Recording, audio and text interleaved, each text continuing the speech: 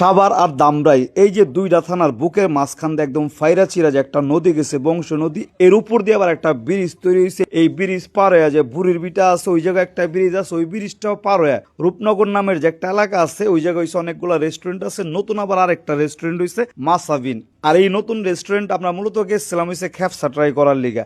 আর যে কোনো রেস্টুরেন্টের শেফ রাতের খাওন ভালো বা খারাপ, ওই শেফটা আসলে কতটা ভালো মানের এটা নর্মালি তার খাওন খায় কিন্তু আপনারা বুঝবার পারেন। কিন্তু এই রেস্টুরেন্টের যে শেফ, এই আসলে অরিজিনালি কোন টাইপের শেফ বা কতটা ভালো মানের শেফ, এটা কিন্তু আমরা খাওন খায় না। ইয়ার আগে একদিন ওই রেস্টুরেন্টে গেছিলাম, একটা ঘটনা দেখা বুঝছি, এই ঘটনাটা অবশ্যই পরে কয়ে যাবো। আর এই রূপনগরের ভিতরে নতুন রেস্টুরেন্ট মাসাবিনের ভিতরে যেহেতু আমরা খ্যাপসা খাইবার গেছিলাম, এই জায়গায় আমি আসছিলাম, আমার ছোট বোন জামাই লিখন মাহমুদ আসলো, ছোট ভাই হাসু আর বাইস্তা রাজু কাকা, এই চারজনে মিলে গেছিলাম। কিন্তু হঠাৎ করে এই জায়গায় দুইজন পুলিশের সদস্য যুক্ত হয়ে গেছে গা। ওনারা যে কোনো একটা জরুরি কাজে এই জায়গায় ছিল। এই জায়গায় একজন আসলে আমার পূর্ব পরিচিত আরেক পুলিশ ভাই আসলে হে নাকি প্রচুর পরিমাণে আমার ভিডিও দেয়। পরবর্তীতে দেখলাম যদি একটা সুযোগ পেয়ে গেছি গা, এত পরিমাণ ভিডিও দেয়, খাওয়ানোর কখন হয়েছে সুযোগ মুযোগ হয় না। এই সুযোগে পরবর্তীতে পুলিশ ভাইকে কইলাম যাইসকে অবশ্যই খেয়ে যেতে হবে, পরে হয়েছে খোটা মোটা দিতে পারবেন না, যদিও নিজে হাতে দেখা হইবার পারতেছি না, কিন্তু এই খ্যাপসা অবশ্যই খেয়ে যেতে হবে।